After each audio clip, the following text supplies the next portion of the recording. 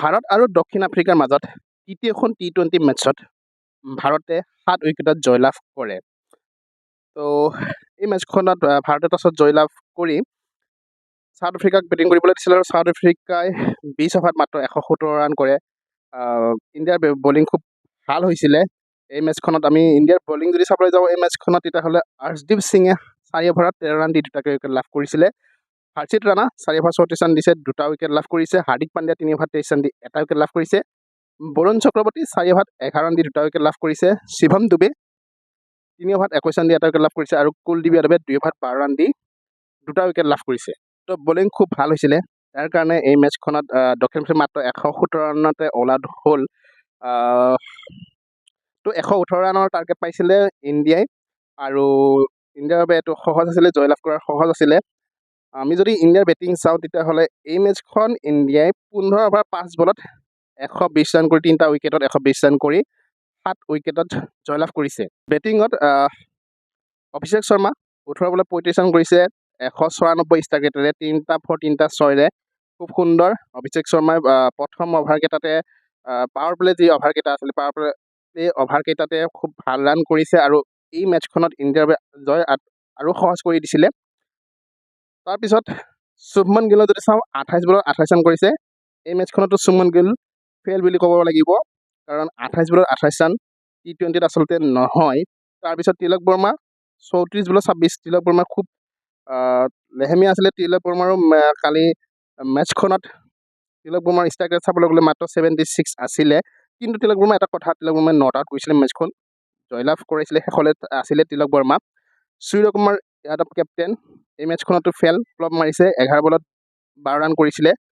আৰু শেষৰ ফালে শিৱম দুবে 4 বলত 10 ৰান কৰি নট আউট হৈছে, আৰু উইনিং শ্বটটো শিৱম দুবে মাৰিছিলে। এতিয়া কথাটো হ'ল, মেচখনত ইণ্ডিয়াই জয়লাভ কৰিলে আৰু 2-1 চিৰিজটোত আগবাঢ়ি আছে। 3খন মেচ ইতিমধ্যে হৈ গৈছে আৰু 2খন মেচ বাকী ৰৈছে। 5খন টি-20 যিহেতু হ'ব, তো 2খন মেচৰ ভিতৰত আৰু এখন মেচ জিকিলে এই চিৰিজটো ইণ্ডিয়াৰ নামত হ'ব। এতিয়া কথাটো হ'ল যে মেচখনত বেটিং প্ৰদৰ্শন, বলিং ঠিক আছিলে। বেটিঙত যদি চাবলৈ যাওঁ, আগৰ মেচকেইখনৰ দৰেই শুভমন গিল, সূৰ্যকুমাৰ যাদৱ এই মেচখনতো ফেইল, একেৰাহে ফেইল। কেপ্টেইন আৰু ভাইচ কেপ্টেইন কোনোবা এজন খেলুৱৈ যদি একেৰাহে ফ্লপ মাৰি থাকে, তেতিয়াহ'লে নিশ্চয়কৈ সেই স্থানত অন্য খেলুৱৈ থাকে।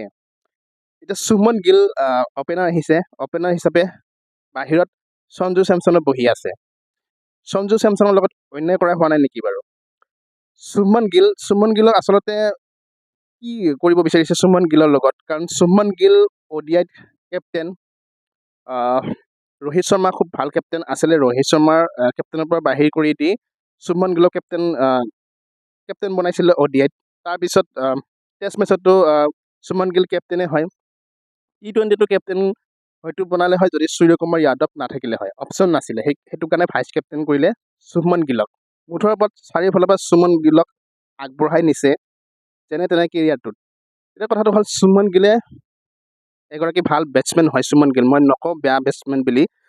ODIত দেখা পাইছোঁ, আমি টেষ্ট মেচত দেখা পাইছোঁ আমি শুভমন গিল খুব ভাল এগৰাকী বেটছমেন হয়। কিন্তু টি-20ত মই ভাবোঁ শুভমন গিলৰ স্থান থাকিব নালাগে প্লেইং 11ত, আৰু ৱৰ্ল্ড কাপততো মই ক'ম শুভমন গিলৰ স্থান থাকিব নালাগে। প্লেইং 11তো থাকিব নালাগে, 15তো থাকিব নালাগে মোৰ মতে। কাৰণ এতিয়া আমি যদি কওঁ সঞ্জু চেমছন বাহিৰত বহি আছে, সঞ্জু চেমছনেতো ভাল খেলিছিলে, ইমান বেয়া খেলা নাই সঞ্জু চেমছনৰ যদি আমি আগৰ মেচকেইখন চাওঁ। আৰু ইফালে যশস্বী জয়ছোৱালো খুব ভাল এগৰাকী টি-20 খেলুৱৈ হয়। যশস্বী জয়ছোৱালে একেদিনাই যি সৈয়দ মুস্তাক আলী ট্ৰফি চলি আছে, সৈয়দ মুস্তাক আলী ট্ৰফিত যশস্বী জয়ছোৱালে একেদিনাই 100 ৰান কৰিছিলে 48 বলত। হায়দৰাবাদৰ বিৰুদ্ধে মুম্বাইৰ হৈ খেলে যশস্বী জয়ছোৱালে, আৰু সেই মেচখনত মুম্বাই জয়লাভো কৰিছে। ছুপাৰ ষ্টেজৰ মেচ চলি আছে সৈয়দ মুস্তাক আলী ট্ৰফিত। তাত যশস্বী জয়ছোৱালে 100 ৰান কৰিছে 48 বলত। তো দেখুৱাই দিছে যশস্বী জয়ছোৱালে যে মই কিহৰ কাৰণে 15জনীয়া সদস্যটো ইণ্ডিয়া টীমত বৰ্তমান টি-20ত নাই। আচলতে সেইটো জয়ছোৱালে দেখাই দিছে, আচলতে মই থকাৰ যোগ্য নহয় নেকি, সেইটো আচলতে জয়ছোৱালে দেখুৱাই দিছে। তাৰপিছত আমি শুভমন গিলৰ যদি যোৱা 15খন মেচ যদি চাবলৈ যাওঁ, যোৱা 15খন মেচত শুভমন গিলৰ 9 বলত 20 ৰান, 7 বলত 10 ৰান, 8 বলত 5 ৰান, 28 বলত 47 ৰান, 19 বলত 29, 3 বলত 4, 10 বলত 12, 20 বলত 37, 10 বলত 5, 12 বলত 15, 39 বলত 46, 16 বলত 29, 2 বলত 4, 1 বলত 0 আৰু 28 বলত 28। অৰ্থাৎ যোৱা 15খন মেটছত সুমন গিলে মাত্ৰ 3খন মেটচ ভাল খেলিছে বুলি ক'ব পাৰি। কাৰণ T20ত 30 ৰানৰ ওপৰত কৰিলেহে ভাল খেলা বুজায়। তো সেই 3খন যে ভাল খেলিছে, এখন 28 বলত 47 কৰিছিল, এখন 20 বলত 37 নট আউট আছিলে, আৰু এখন 39 বলত 46। অৰ্থাৎ ষ্ট্ৰাইক ৰেট এখনত চাওক, ষ্ট্ৰাইক ৰেট 39 বলত 46ত ষ্ট্ৰাইক ৰেট কিমান, T20 তেনেকুৱা ষ্ট্ৰাইক ৰেট আচলতে হ'ব নালাগে। তো মই এটাই ক'ম, যশস্বী জয়ছোৱাল আৰু সঞ্জু চেমছনৰ লগত অন্যায় হৈছে বুলি ক'ব লাগিব, অন্যায় হৈছে বুলি ক'ম মই। সুমন গিলক যিমানখিনি চান্স দিছে, হয়তো যশস্বী জয়ছোৱাল বা সঞ্জু চেমছনক বা অন্য খেলুৱৈক সেইখিনি চান্স আচলতে নিদিলেহেঁতেন। যিমান সুযোগ এতিয়া সুমন গিলে পাই আছে T20ত, এতিয়ালৈকে T20ত সুমন গিলে বাহিৰ হ'ব লাগিছিলে। বাহিৰতো আৰু ভাল খেলুৱৈ আৰু আহি আছে।